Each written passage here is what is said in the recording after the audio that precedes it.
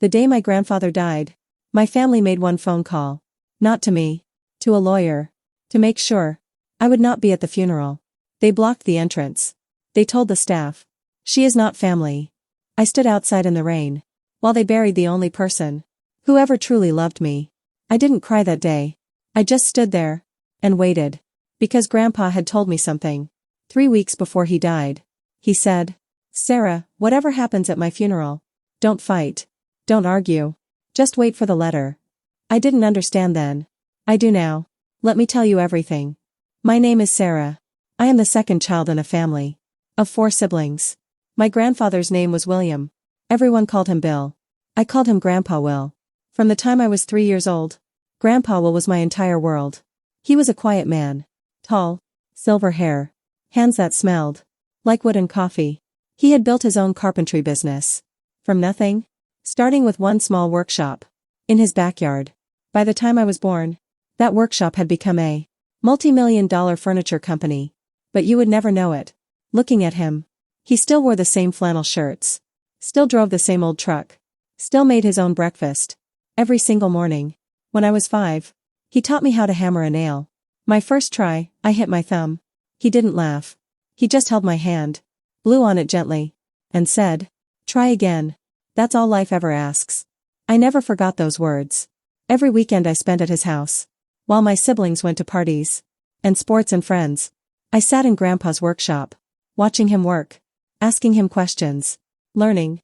My mother thought it was strange. "Why do you always want to go there? It's just an old man in a dusty shed." But she never understood what I found there. Peace, acceptance, the feeling of being completely seen by another human being. Grandpa Will never compared me to my siblings. Never told me I was too quiet, or too serious or too much. He just saw me, and in a family where I was mostly invisible. That was everything. Let me explain my family, so you understand what came later.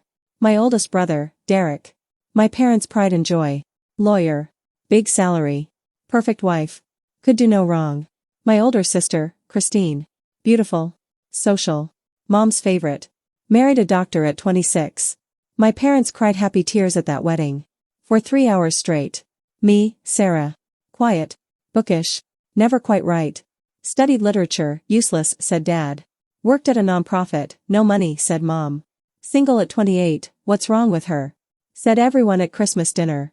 My younger brother, Tommy. The baby. Sweet but weak. Did whatever Derek said. Always. My parents had a clear ranking. In their minds. Derek first. Christine second. Tommy third. Sarah, somewhere below the family dog. I don't say this with bitterness anymore. I say it as simple fact. The clearest example. My college graduation. I graduated with honors. First in my department.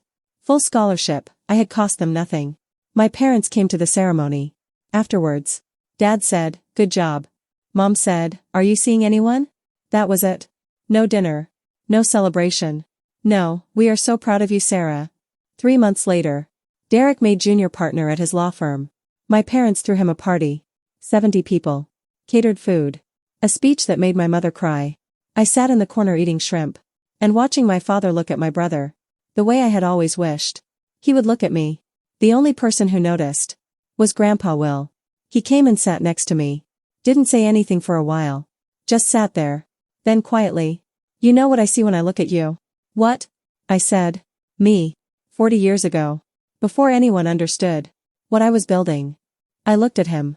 "Your time is coming, Sarah. I promise you that." I didn't believe him then. I wish I had. Grandpa Will was diagnosed with stage 3 lung cancer. When I was 31. He had never smoked a day in his life. The doctor said sometimes. It just happens. The universe doesn't always play fair. When I found out, I drove to his house immediately. 3-hour drive. Didn't stop once. He was sitting in his workshop. When I arrived. Still working. Sanding a rocking chair smooth. I stood in the doorway and just looked at him. He looked up. Saw my face. Said, "Don't you dare cry yet. I'm not gone." I laughed despite everything. I started visiting every weekend.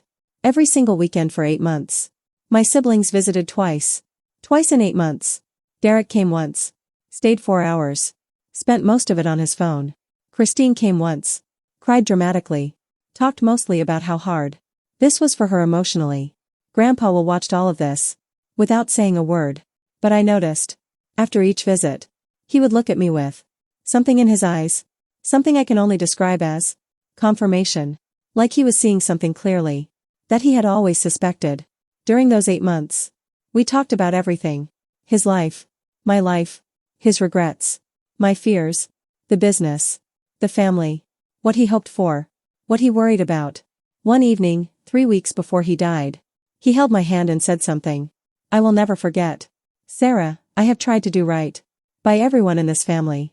But I am leaving this world knowing that only one of my grandchildren ever truly knew me.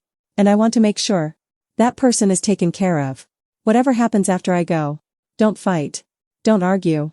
Just wait for the letter. What letter, Grandpa? He smiled. You'll know. 3 weeks later, he was gone. And my family showed me exactly who they had always been. Grandpa will died on a Tuesday morning. I got the call at 6 a.m. from his nurse. I was already in my car. Within 20 minutes. Before I could even get on the highway, Derek called me. Sarah, don't come. I thought I had heard wrong. What? The funeral arrangements are handled. We don't need you here. It'll just be immediate family. Derek, I am immediate family.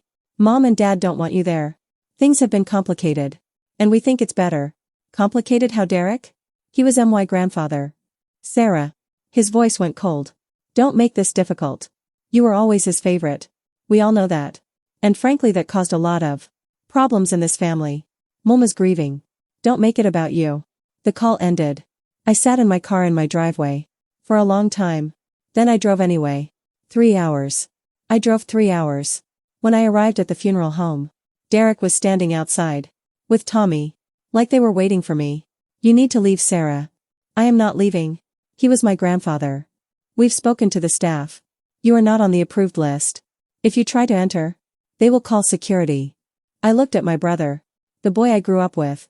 The boy Grandpa Will had taught to ride a bike in that same driveway, where he taught me to hammer nails. He looked back at me with complete coldness. I thought of what Grandpa had said. Don't fight. Don't argue. Just wait for the letter. So I didn't fight. I walked to the parking lot. Found a bench near the entrance. Sat down in the rain. And waited. I could hear the service through the partially open window. I heard Derek give the eulogy. He talked for 12 minutes. He mentioned himself 9 times. He mentioned Grandpa's business 7 times. He mentioned me 0 times.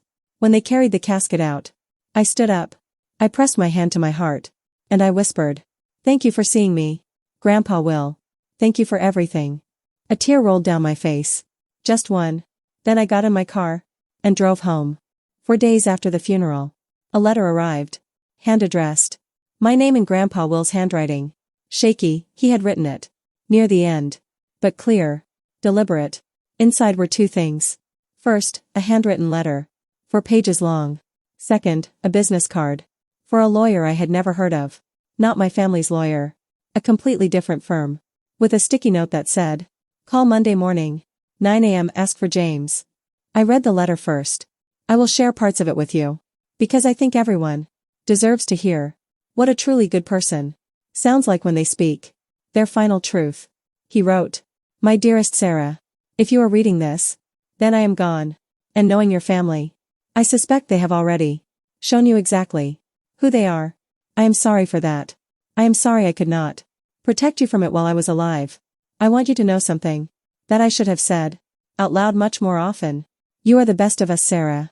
Not because you are perfect, but because you are real. You showed up. You stayed. You listened. You treated an old man like he mattered.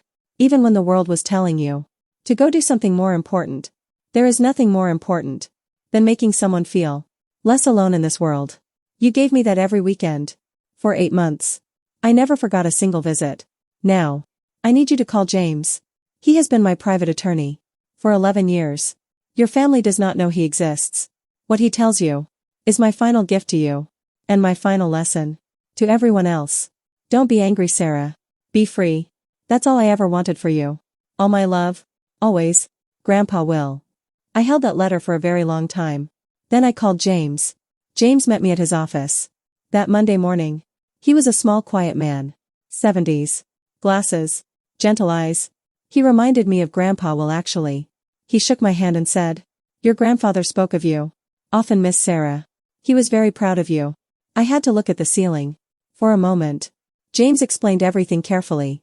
11 years ago, Grandpa Will had become concerned about how his estate would be handled after his death. He had watched how his children treated each other, how they treated money, how they treated people who had nothing to offer them. So quietly, without telling anyone, he restructured everything.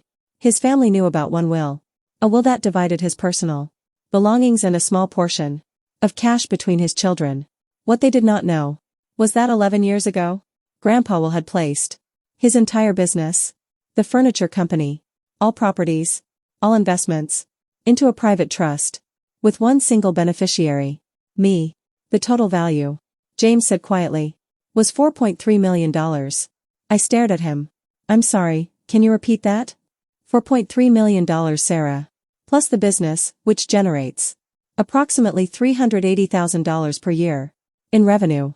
It is all yours. Completely legally structured. Completely protected. Your family cannot contest it. I sat back in my chair.